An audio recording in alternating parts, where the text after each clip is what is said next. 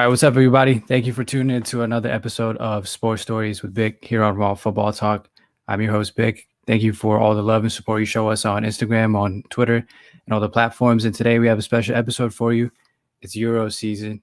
You got a lot of the European teams playing. You got Scotland, obviously, in the background. I have Cam, head of the Overtime Heroics, both MMA and football, world football, of course. I'm not in the MMA anymore, mate. Oh, okay. Take two. Yeah, I was just a writer there, and I left there because I obviously came over to do the football department. So I took over that side and just, no boy, I can't do two at once. It's too much. I hear you, but yeah, that's sweet. How's everything been, man? How's everything on your end? Yeah, it's good. We've had a 1 week of summer here in Scotland, so we're back to usual raining and cold weather. So not too bad. Got you. Gotta bundle up. Oh yeah, 100%. And so I think that I would say one of the most interesting things about you and the time we worked together is you are a diehard supporter of Hibs. That's your team. You're gonna live, die by them. So right off the bat, I just wanted to ask, their famous win in 2016, their famous 3-2 win over Rangers in the Scottish Cup final, is something that meant a lot to every Hibs fan because you guys broke a 114-year cup drought, and that's a very special moment. So right off the bat, how was it? That's hands down best day of my life by a distance. Growing up as a Hibs fan, you see them in battling for top 3, battling for top 4, going for the other cup, try to get the League Cup. You see them in European competitions as well. I've seen Hibs, but then the one thing we couldn't get was the Scottish Cup, the national trophy. We'd been in so many finals. We've had teams that absolutely hammered the likes of Barcelona and Real Madrid in Europe back in the 60s and 70s. They still couldn't win it. So it was the holy grail. Growing up, it was the one thing every Hibs fan was like, nah, probably won't see Hibs win the Scottish Cup. If we ever do get that moment, then 2016 was weird as well because we were in the division below. We were actually in the second tier. So it was the 1 year that you think, right, not this year. Not this year of all years. But we matched up against Rangers, who were also in that second tier. And whilst they beat us to the title that year, I think we beat them twice and they beat us 3 times. So it was back and forth between us. And it was just that whole day, mate. There was something about it. I've been to so many Scottish Cup finals and it's been dull and dreary beforehand because you know what's coming. I remember being in the Asda beforehand, at least 3 hours before the game, having food, and it was packed and there was just honestly so loud with just Hibs fans singing it. It was like, nah, it just felt different. And then scoring after 2 minutes, honestly, you think, right, here we go, gonna win it. And it wasn't that. You were sitting thinking oh no, here we go again. This is 8 minutes we've got to hold on for. And then, ended up going 2-1 down, and it couldn't have happened any better. See, 93rd minute, mate. Didn't give us any time to screw it up. Let us Yeah. It was What's up? You hear the echo in the back? Is that better? Should be better. There we go. Yeah, I was just gonna say it was a whirlwind of a match, and I remember us chatting about it a couple months ago when we were planning this. I just remember watching it and seeing the atmosphere, how electric it was, and how much it meant to the fans. I saw so many people crying, and you understand it is a cup final, but once I find out that it was over 100 years, that is more than a lifetime essentially, and I can tell. It was a great time. Of family members, generation after generation of different family members that hadn't actually seen Hibs win the Scottish Cup, and I was one of the ones that was there to do it. I remember at the time, family bringing out pictures of Hibs fans that were dead. My dad's cousin Derek, who's someone went up to him, and his brother passed not long before it, and said to him "Oh, Jim's with us and everything." And there's a 100-and-something-year-old man, Sam Martinez, Hibs fan, and he died 2 weeks after the cup final. So it seemed like he was able to hold on just long enough to finally see Hibs get that trophy. I've never seen so many grown men cry, honestly. I didn't celebrate the third goal. I just flopped to the ground and started crying my eyes out. I got picked up from someone behind me into the row behind me as I was just bawling my eyes out, tears streaming down my face.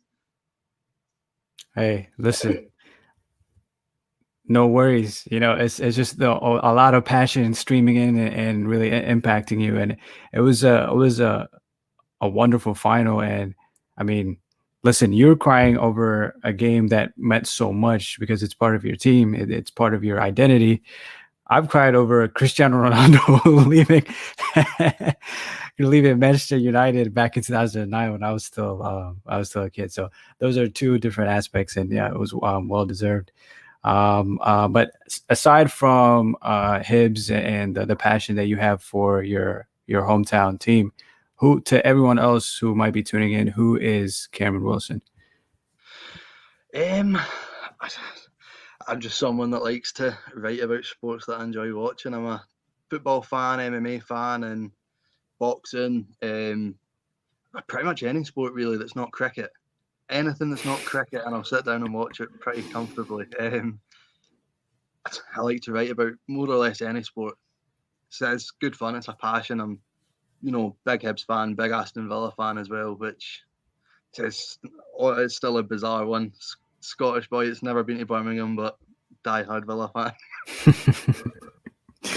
Yeah, that is pretty interesting. And I know Hibs are your favorite team and you also support Aston Villa. But if it ever got to a point where they faced off against each other and John McGinn, who is I guess the Scottish Zinedine Zidane, better than Zinedine Zidane, Yeah. if he scored the winner for Aston Villa against Hibs, how would you react?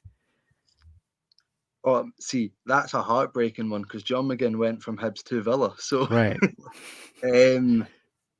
Hibs. I think if it came down to it, it's Hibs all day long. Like the first place I lived was in Edinburgh, just down the road from Leith, where Hibs play. So, like it's like a hometown club for me. It's not it's family as well. If that makes sense. I've got generations of family members that have been Hibs fans. Whereas Villa came out of nowhere. I had an uncle that was from Birmingham that just lived round the corner, and I was a kid and I always used to just go around and visit. And Villa was always on, so I just ended up, picking them up as well. And your family are cheering for them, and it's not a team that your team's playing against. So you're just like, yeah, I'll cheer for them as well.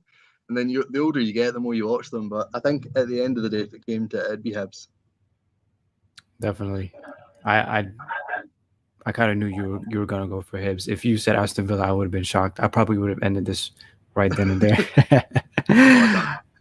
A segue from the club football and moving to the international scene. Obviously, we have the Euros that are moved on from the group stages. Now we're into the knockout rounds. One of the best things about international football is seeing the rivalries. Now you have Argentina versus Brazil, Spain versus Portugal, but in Europe, I think the biggest rivalry and the oldest rivalry in the history of football is England versus Scotland. And this is very interesting and ironic in a sense. The first ever game between the two nations ended 0-0. It was a 0-0 draw. That was the first one over 149 years ago. Now, the latest one also ended 0-0, and it was sort of a snooze fest, if we're being honest. And so, how did you feel about that game? At the time, optimistic. I think after losing the first one, we really needed something against England to give us any chance. And keeping a clean sheet, going out there and playing how we did, I thought was okay. Scotland just need a striker. We need someone that can finish. And unfortunately, I'm biased. We had one on the bench from Hibs that had just got 18 goals, and I think he got 20 minutes during the whole 3 games, whilst he played for the friendly against Holland and he scored after 2 minutes of coming on. So it's like, we're needing a goal. I just feel like if Scotland had a striker, we could have gone through. I feel like a couple of chances getting taken earlier on.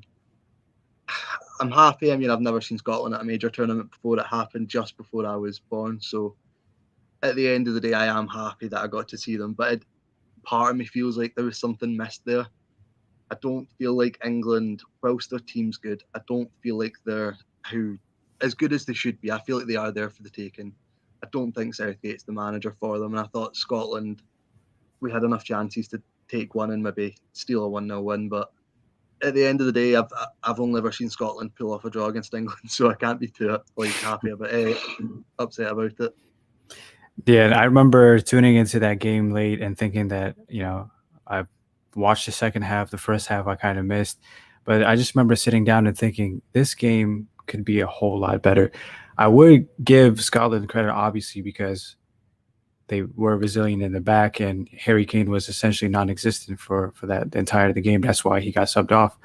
But then another thing that kind of bothered me was Jack Grealish, how it took until the second half, it took so long for him to come in. It took, the English fans to really make their voices heard and, push Gareth Southgate to bring him on. And so it was frustrating, I would say, because it ended 0-0 and you thought the potential was bubbling and it didn't, match the potential.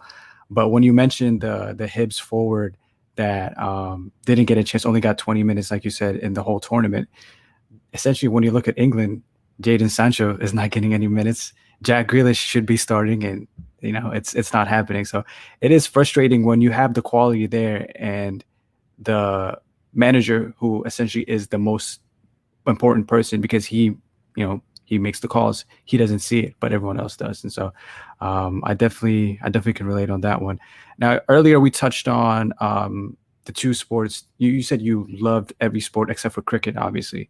And I know you have a lot of experience with MMA as well as football. And so what do you love most about MMA? I don't know. See, I've always I used to watch not so much as I do now, but I used to see it on late at night when I was a kid, and I used to get to stay up late. And you watch the old ones, like the reruns and everything when they were on. I used to think it was cool, just the sheer like brutalness of it at first. But then as I got older, I started watching it more, and I started getting favorite fighters and stuff. And then I started, admittedly, I've not done much, but I have done a couple of weeks of, I'd say, every bit of training. So I went along, and I'm just not that kind of guy. Like, it's not for me. I want to go along and try it again and commit to it or something in the future, but I went along and I tried it. And then from then on, I think watching it became a little bit clearer, because then I wasn't, by any means experienced in anything, but I'd been punched in the face, and I knew, oh, wait a minute, it's not like, oh, this hurts a lot when you get, like, I could watch it, and I could notice more, and I don't know, I just feel like the brutalness kind of went away, and I really started to see that whilst it's got this cockfighting, like, in a cage kind of mentality, it's not, it is a genuine art. Like, there's guys that go out there and they can go 25 minutes without having a single punch landed on them once, run away, and it's like, how's that happening?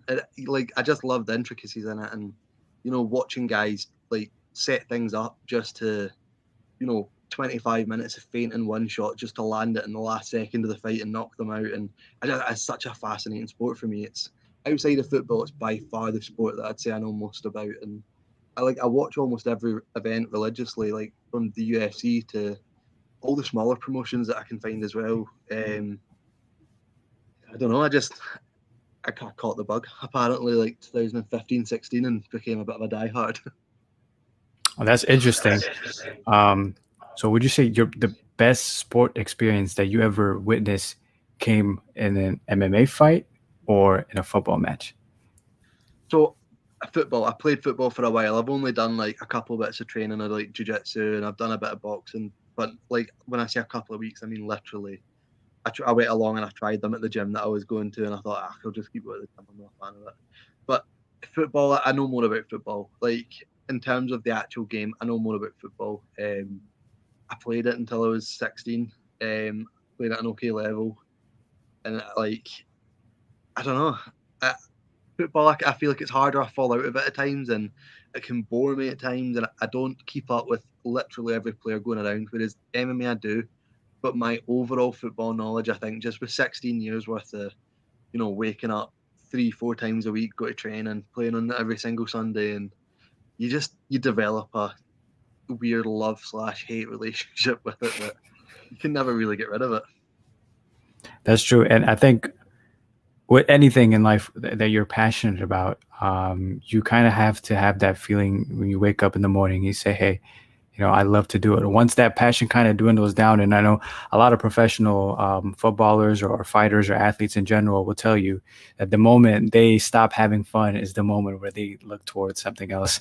And it's that right there is very interesting. And that kind of segues into how you got into the writing and the editing scene as well. And so, was it after you played football and you thought, hey, I'll give it a shot, or did you always have that passion growing up as well?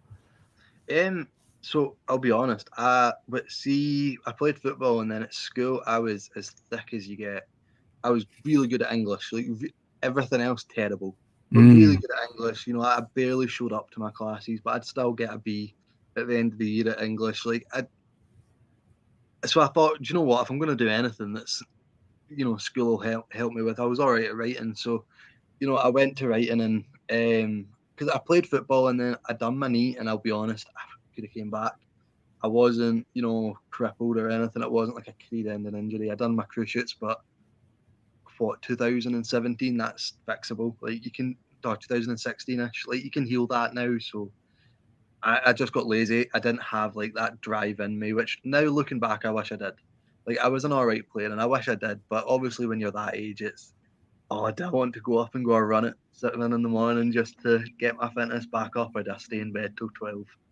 So, you know, looking back, yeah, but I am happy that in some way or another I am still involved in the sport. You know, I can still cover it and I can still write about it, and I still get to put some knowledge to good use. Yeah, definitely. Especially the last part you mentioned is the knowledge aspect of things and the experience as well, because 16 years is a lot of time, and you can use that towards still being part of the sport. Like you said, writing and editing, and I'm right there with you. I remember just sitting down in English and just doing things, not really putting much effort, but your teachers, and they tell you like, hey, you have a knack for this, like you're good, you should pursue it. And so that's essentially how I got into it. And you know, I loved football, played it, watched it, and then I just thought, hey, I'm good at writing, so maybe, you know, mix the two passions together. And you never know if you don't really, you know, pursue it. And lo and behold, here we are. And so that's great. And I have a let's see. I have an interesting question, and I like to ask this to a lot of my guests and a lot of colleagues that I know, because it really makes you think. It's a question that makes you think. And so, if you could describe your sports journey in one word, what would it be?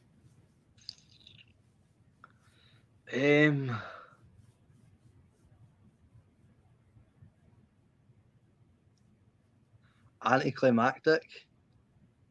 Oh, A bit of an anticlimax. Wow, first time. Yeah. First time I heard that. I don't know, like without being big headed, I was okay at football when I was younger. Like at the time, I wouldn't have told you that. I would have said I was like, I would have been like, no, there's loads of people better than me. But then looking back, until I was about 15, I always played a year above my age group. I played for some really decent teams. I got to play in like Scottish Cup finals and stuff, and I got to play a good few finals, like regional finals and everything. And there's plenty of teams. I was like bigger teams. I was spent some time Dunfermline when I was younger as well. So it's like in Hearts. So it's looking back now, I wish I cared a bit more. But I think when you're that young, you don't maybe realise what's there for you. Like you think at the time, like, it's okay, I'm going out to kick a ball about. For me, I was a goalkeeper, so I'm going out to catch things and throw things and dive around and make myself muddy and everything, and come back in and go for a shower. But at the time, you don't realise, like, if I was like 2-3 years away from knuckling down and possibly getting something out of it. And I don't know, I'm now like the shape of a football, so I've been from playing football to be the shape of one. So That's funny. Wow. That's a good way to take a look at things, though. And at the end of the day, I'm a firm believer that we are where we're meant to be. And I think Dylan just joined in a couple minutes ago and asked, "What's your favorite anime?" Pretty random, but hey, why not? Oh, I'm not a fan of them. None. Okay, there you have it, Dylan. Sorry, mate. If you ask me, I would say Cells at Work, only anime I've ever seen. So there you go. See, my brother's a big fan, but I've never. Same here. I really have to go and ask him. He, you know, loves Dragon Ball Z, and that's, you know, my limited knowledge right there. I can only tell you Dragon Ball Z and Cells at Work. So that's our favorite anime. There was one burning question that I also wanted to ask you as well, and this stems from me watching Scotland go up against Serbia, the game that essentially helped Scotland advance to the Euros. And I remember this one specific moment, and I'm gonna pull it up right now. Um, this moment right here was really special during the penalty shootout. So how did you feel when David Marshall literally, what, you can't trust VAR nowadays, and I don't blame him. That's why he has the reaction on the screen. But as soon as you find out that Scotland, he had made the save in the penalty shootout, Scotland made it to the European Championships. What was your initial reaction? I think we nearly took the roof out of the house. As soon as we seen him save that penalty, I'm sure the TV nearly toppled over with everyone in the living room jumping up. I was just sheer, like, I don't know, we were screaming for about 5 minutes straight. I hadn't seen it in like my whole life. So it was one of those, you were sitting watching it, and it was like, even when it was this penalty, if he saves it, we go through it. It was like, going to go in, our next player's going to miss it, and it's going to be typical Scotland. So I don't think it really clicked until, later on, and you see the players in the dressing room and they're celebrating, and you see all the Yes Sir I Can Boogie dancing videos that ended up becoming like the unofficial national anthem. I don't know. I don't think it ever like set in because for a lot of people it's not a big deal. So, England fans that are getting to see it every single year, and they've got an absolute, no ends of talent coming out from left, right, and centre. Whereas you've got Scotland, who've maybe got our two best players are both left backs. That's just our luck. It's not even a position you can play two players in. Like, our two players just happen to be left backs. So, like, it's Scottish luck. So, I mean, to see us get to a tournament, I don't think it's set in until we've seen like the flags at the, hanging above the stadiums, and you see all the flags of the teams that are there, and you see the Scotland flag, and you see the national anthem getting sung before the game, and you see Scotland losing, which is typical, but at least we got to see Scotland lose at a major tournament. For sure. And it's funny you mentioned your two best, well, debatable, but your two best players being left backs with Tierney and Robertson. I actually had Tierney on my fantasy Euro team that we're all in as part of Overtime Heroics. And I just remember putting Tierney in on my team, and the first game he didn't play because he was hurt. And in the second game, he ended up playing, I think played both games, ended up starting, played 90 minutes in both matches. And because of the clean sheet against England, he did end up getting 6 points. But because of, I don't know if you've noticed, but there's just like some weird auto sub rule with the Euro fantasy game. And he never came in for my team. And I never got to benefit from his points. I only got maybe one or two from the last game. And so I was just kicking myself and thinking, like, I think everyone that we know that's in our group, Overtime Heroics, we all play Fantasy Premier League. And so we know the rules. We know we've been playing it for years, and it's very, it's commonplace. But when it comes to this Euros thing, I'm literally winging it. I'm learning as I go. Me as well. Like, my girlfriend had Mbappe, and she put him in her team pretty like, and then like we watched the game, and Mbappe wasn't giving her points for starting, and it was like, he's starting in the game. She's got him in his team. That's a point there, surely, just for the fact that he started that game, and then the fact that he won it. I think she got 1 point for it, and it's like, I don't know about that one. Like, the whole time he was in our team, and it's like, I don't know, the Euro one, I don't think you can find the rules anywhere as well. Like, I was going through thinking, oh no, I've only got a couple of subs to make here and there, and then all of a sudden you've got as many transfers as you want to make this window, and it's like, all right, there we go. Let's just wing it and hope for the best. I think I'm sitting like third bottom, so. Hey, listen, for Fantasy Premier League, I remember last season finishing 25th, and I was the admin, and we had about 50 people.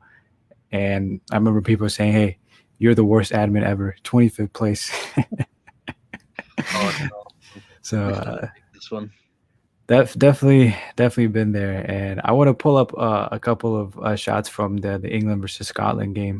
What do you think of Phil Foden? I know he's going for that Gaza look, and I've heard, I don't know if the reports are true or not, but apparently if England go on and it's coming home, they bring it home, every single player is going to have the same trim as Phil Foden. So What do you think about that?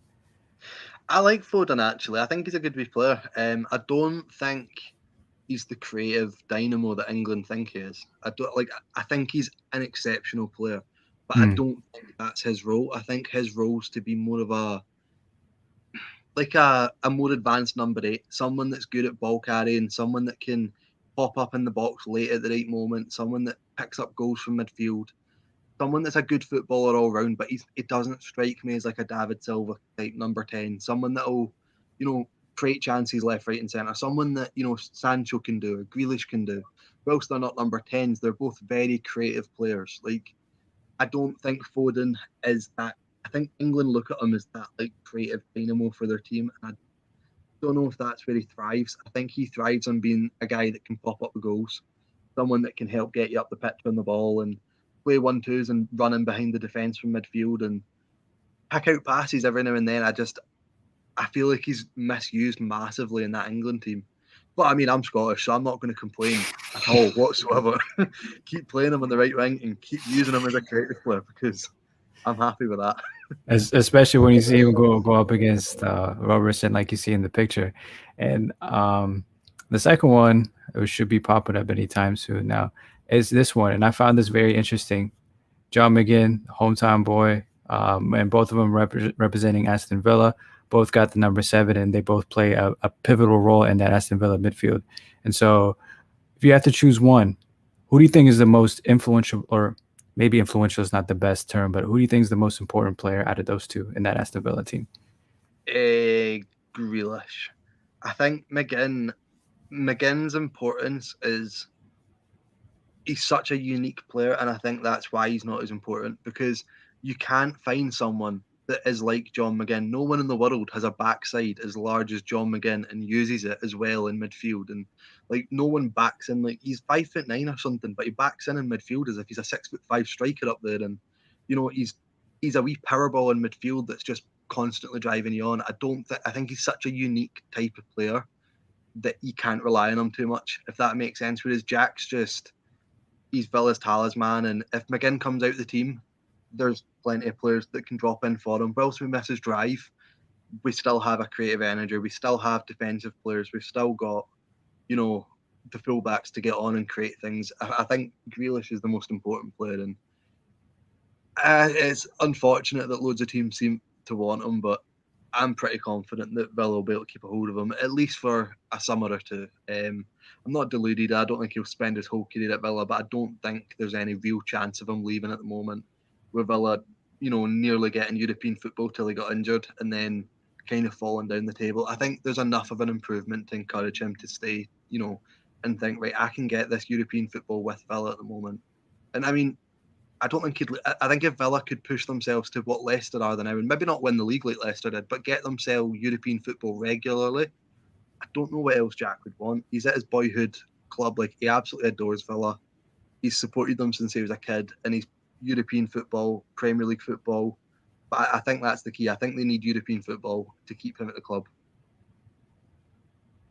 Yeah, I totally agree. And I guess the last shot that's going to be playing in any second is this one, and this one is very interesting because obviously you have Billy Gilmour in the middle with Ben Chilwell on the left and Mason Mount on the right, and they are all teammates at the club level, obviously for Chelsea. But both Mount and Ben Chilwell are sidelined at the moment because of COVID precautions. After Billy Gilmour ended up, they were chatting for about 20 minutes, and apparently Billy Gilmour tested positive. And I think the I wouldn't say ironic, but the most intriguing part of this story is how Chilwell and Mount were, they were, sidelined. They couldn't be picked by England, but every other Scottish player who was with Billy Gilmour and did the precautions, they could play as well. And so the logic behind it didn't kind of make sense to me. How did you feel about that? I don't know it. Like if that was the only time they were in contact, then it didn't make sense that they weren't involved. Like that the England players had to sit out as well. But then at the same time, you wonder they are like they might be friends. It might have been a case of whilst they maybe shouldn't have, they might have met up after the game, maybe not specifically to go somewhere, but they might have bumped into each other outside the stadium, and they could have spent 20, 30 minutes sitting talking. Like, I know I can bump into someone in the street and spend nearly an hour.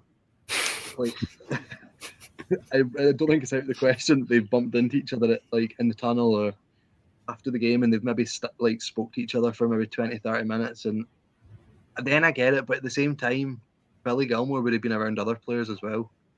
And the whole Scotland team should have quarantined. Exactly. He was in that changing room for more than 15 minutes after the game. Right. And that's a whole team worth of people in the one room together, for a prolonged period after the game, probably shaking each other's hands and chatting to each other. And it's a strange one. It feels like they've tried to. It's as if they've taken two England players and thought, right, we'll make them isolate to show that we're trying to do something, even though we're not really trying to do anything about the situation. Yeah, I definitely see where you're coming from, and I think another thing is also players nowadays they're more friendly, especially when you see those three group of players who play in the same club. And I remember even seeing yesterday watching the Portugal versus France game, Cristiano Ronaldo and Benzema even having a little chat right before halftime or during halftime as they were making their way down to the dressing room. And so it's football has changed. Obviously it's a war. But it's not like the times of Roy Keane going up against Vieira, and we know Roy Keane is very he makes his voice heard when it comes to those situations, and definitely seen Roy Keane get memed and plenty of times because he loves to voice that kind of character and that kind of mindset and mentality. And last thing before we head out, how can people keep up with your work, Cam? If you follow me on Twitter, Cameron WMMA, or at what's our Overtime Heroics Twitter tag? I always forget it. Is it OTH? It's in the bottom. Football OTH. Football OTH then, yeah.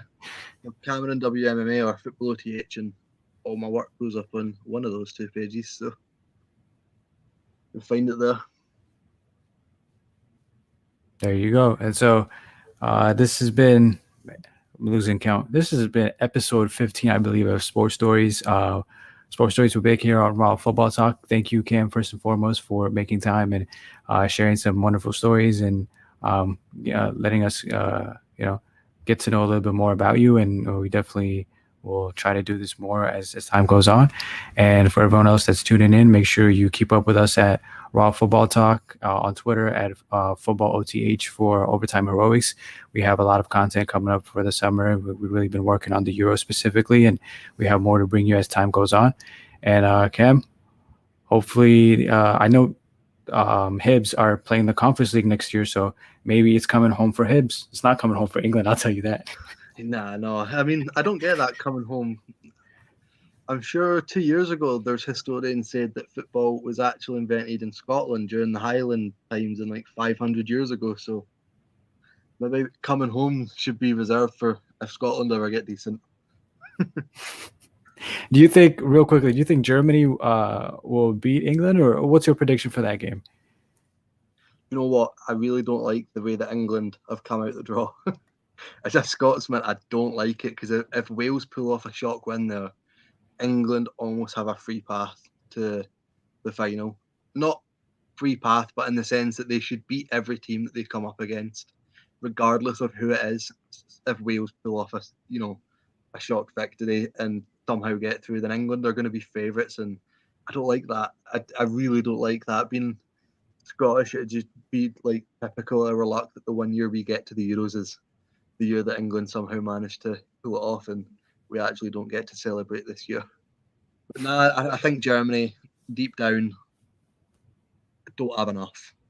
I don't think their team's got enough in them to beat England. I think they're too stale. They need... It's as if Germany need a kick up the backside to get going at the moment. They need someone to really take the game to them and put them one behind and, get them to react basically at the moment.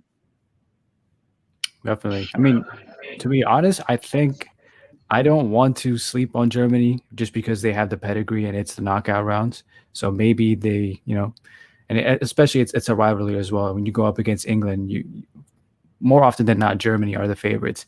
But like you mentioned, and especially watching the game against Hungary and even the game against France before that, I was very shocked to see them go and defeat Portugal in the second game, because Portugal started off well, and Germany just got on a good run. Gosens had a great game, but this one is very closer than it usually is. You can't really pinpoint Germany and say they are the true favorites, because they just haven't played like that.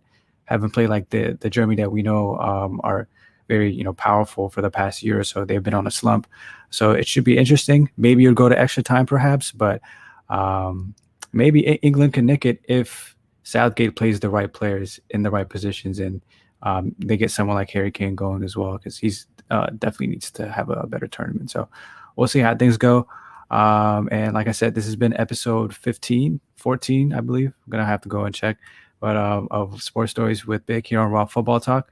Thanks again, Cam, and thanks again, everybody, for tuning in. Hope everyone has a great day, and we'll see you guys on the flip side. Cheers, Matt.